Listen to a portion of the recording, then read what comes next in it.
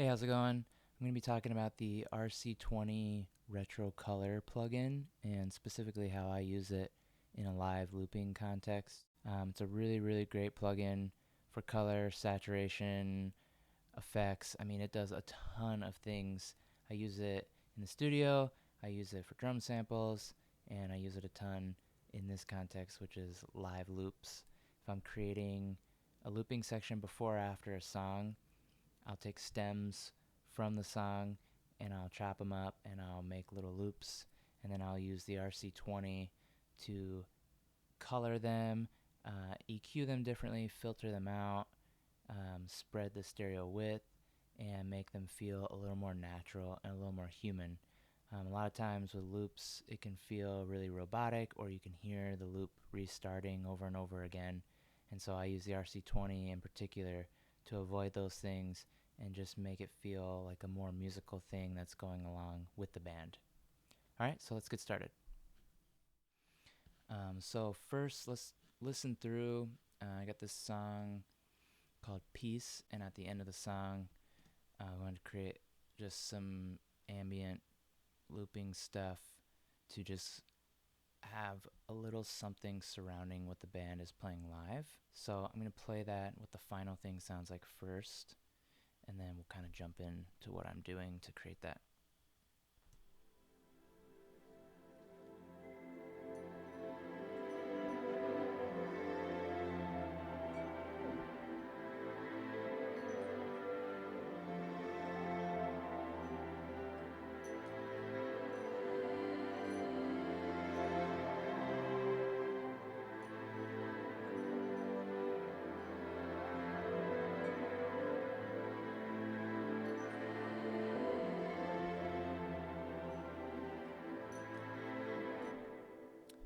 Alright, so you kind of get the idea there. Obviously the main thing is the strings. So that's a set progression that I chopped out of the multi-tracks for the song. And then everything else is kind of more random elements surrounding those strings. We'll talk about that a little bit later. So let's just jump right in. Let's talk about the strings. So if I turn everything off here, kind of here, this is just what the original stem sounded like.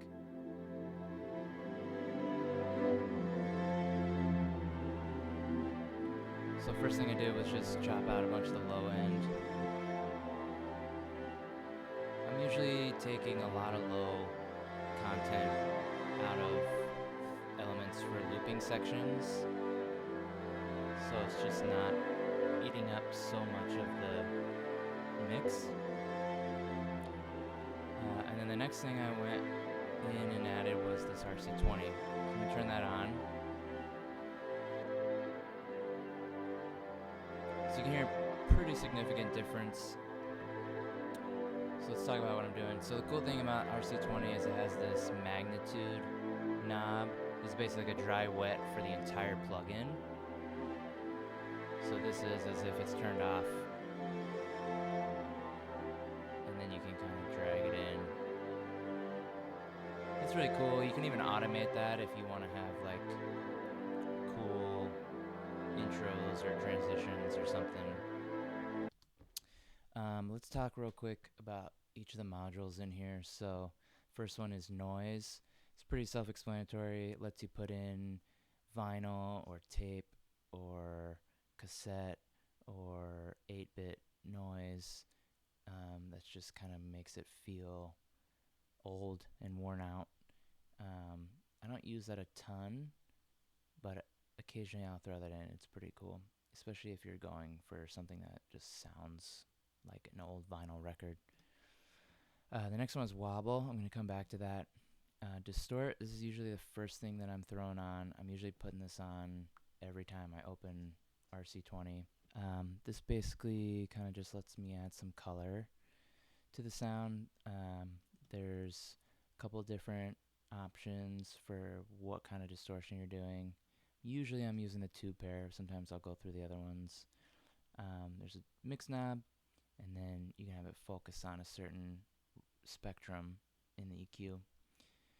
The next thing is digital. This lets you basically make things sound more or less digital, like really 8-bit crunchy. That's really cool if you want to add like some crunchy texture or make things sound robotic, or if you go really extreme with it, just make it sound completely destroyed. Space is basically just like a little mini reverb, pretty straightforward. And then magnetic is basically emulating magnetic tape and the properties that would give you. Let's talk about this bottom section. So you have input gain, output gain, and then the EQ section is really great. And a lot of times I'll use this as my high or low pass EQ on stuff, and a lot of times I'll use just this and not mess with any of the other modules. Pretty self-explanatory EQ stuff, and then this tone knob, darker, brighter. I just really like the way it affects the sound, even in those basic EQ things. And then this width knob is also really cool. I'm using this a ton in this context with loops, because a lot of times with live loop stuff, I'm trying to make things really wide or move left to right in the stereo field, so that they're not just, everything isn't just sitting right in the middle. Because usually when I'm creating loops, it's for someone speaking, and the band is usually playing as well. So I want to make sure that what I'm doing kind of supports that and stays out of the way, as opposed to just building up a bunch of extra content right down the middle of the stereo field. So width knob lets you widen things. So let's play that strings track. I'm going to turn this basically off and let you hear the difference just with what I'm doing on the EQ, tone, and width parameters.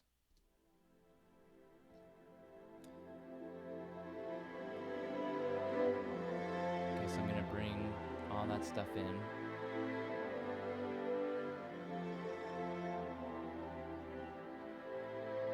So it gets wider, a little darker.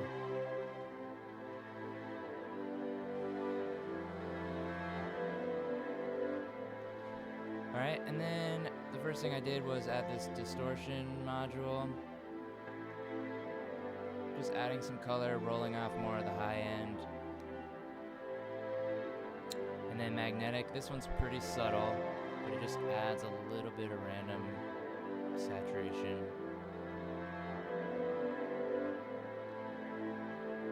And then the real awesome part of this is the wobble. So I'm gonna turn that on.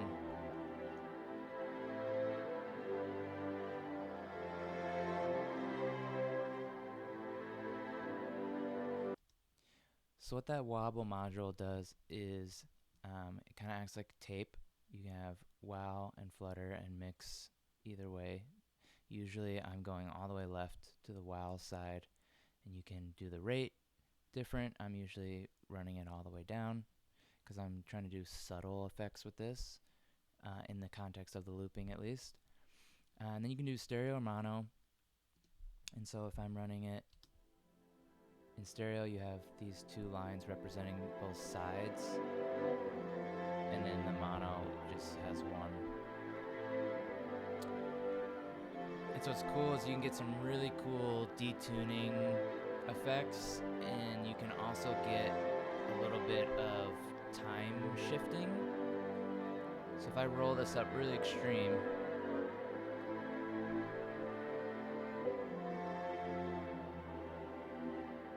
what's happening is it's actually moving the sound a little bit on and off the grid.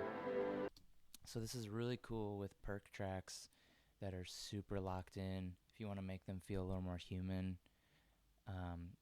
if you blend this the right way and you print it and then you look at that new waveform on a grid, it's actually shifting a little bit back and forth, and so it creates a little more of a human feel, which is really one of the main things I'm after in a looping context. Is I don't want it to sound robotic or repetitive. I want there to be subtle movement and changes. What's really cool about this is all happening in real time, and so when I'm running these loops on stage, the waveform is the same loop over and over and over again, but it's feeding into the RC-20 in real time. And so technically every pass of that loop is a little bit different of an outcome than the time before, because depending on what modules you're using and how much randomness you've put into it, they're going to be treating that audio just as it comes. So literally every time you go around is a little bit different, or a lot different, depending on how you've set it up. One way you can do that is this flux knob. So I'm going to play the strings again. I'm going to leave this actually up, and then I'm going to turn the flux knob up. And what this does is basically just creates a ton of random movement.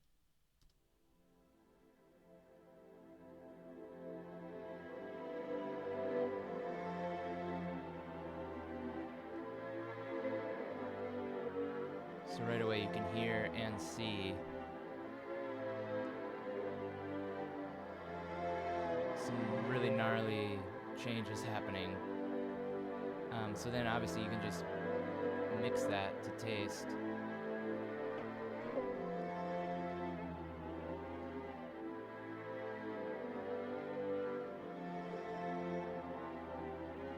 So you can see I have it, both of them pretty low, but it is enough to just have some movement happening. Turn it off.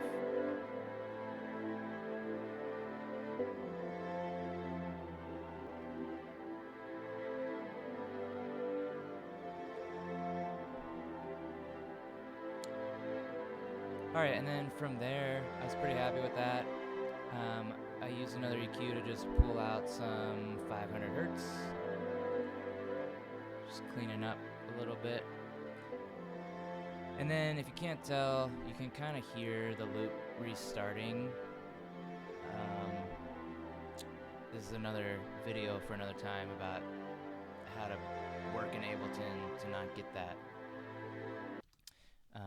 There's a lot of things you can do with the waveform itself to make it feel not as obvious that the loop is restarting. Sometimes you can only get it so good, and so a lot of times I'll use reverb to just help smooth that out a little bit. But even with this, I wanted it to feel not as close up, I guess, during this looping section. So I wanted verb anyways, but then it helped me with that looping element. So let's play it.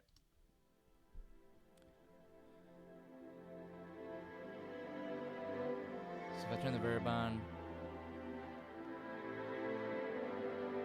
just creates a little space, just using a Valhalla vintage verb.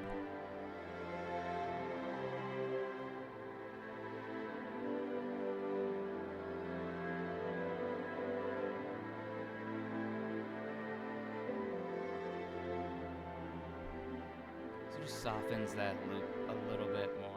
Okay, so those are the strings. That's like the main thing that's happening, the main theme.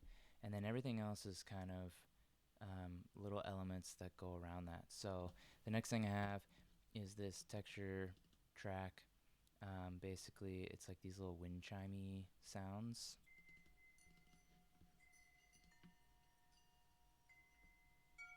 So kind of subtle, already pretty random. So I just used the RC-20 with a more extreme version of the Wobble. It's basically just kind of altering the time and giving a little bit of pitch bend to that. So again, create a little bit more randomness. It's pretty subtle, but all of these things, these little subtle tweaks added up, make a pretty big difference, in my opinion. Alright, and then we got these O's. This is where we have the RC-20 again, and this is where I'm doing a lot of stuff. So if I turn the RC-20 off, you'll hear what the original stem sounded like. Pretty big difference. Pretty in your face, pretty distracting if someone is speaking over that. Okay, that was a great example. You could hear the sound kind of drop out. So on this magnetic module, you have this dropout knob, and that basically creates, depending on how extreme you roll it up or down, it creates random dropouts of the signal, which is really cool because, again, this is all happening in real time. So those dropouts are completely random. So every time I play this loop, the dropouts happen in different spots to a different degree, depending on the parameters I've set up ahead of time, which is just one of the things I love about this plugin.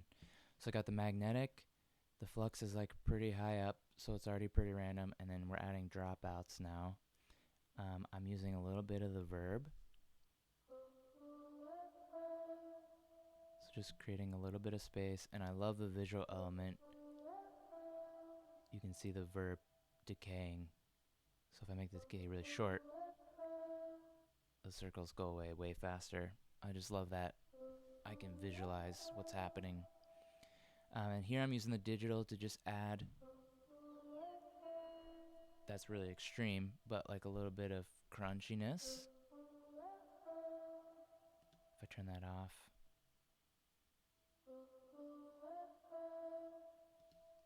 just adds a little bit of grit. Again, using my distort for some color.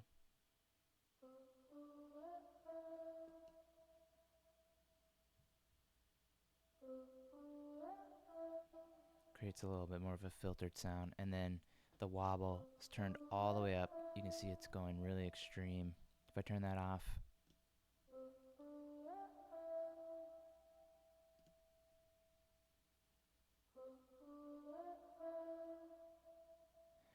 again, it's subtle, and it's only going when it's receiving the waveform.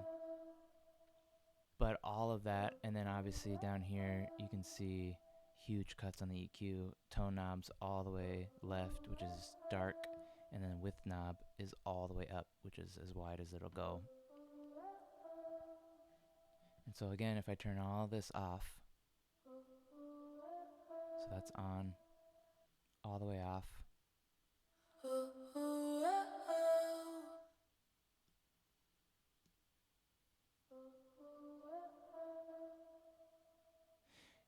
and you can even hear, because I had to edit those two little specific riffs, you can hear it cut out really quick, and so that's why I have this verb on. It's adding a little bit of a tail to make it a little more natural. You can hear it trail off. And again, the dropouts, if I turn that up, I mean, that's so much that it's barely even happening. It just creates a little bit of movement. And so then everything together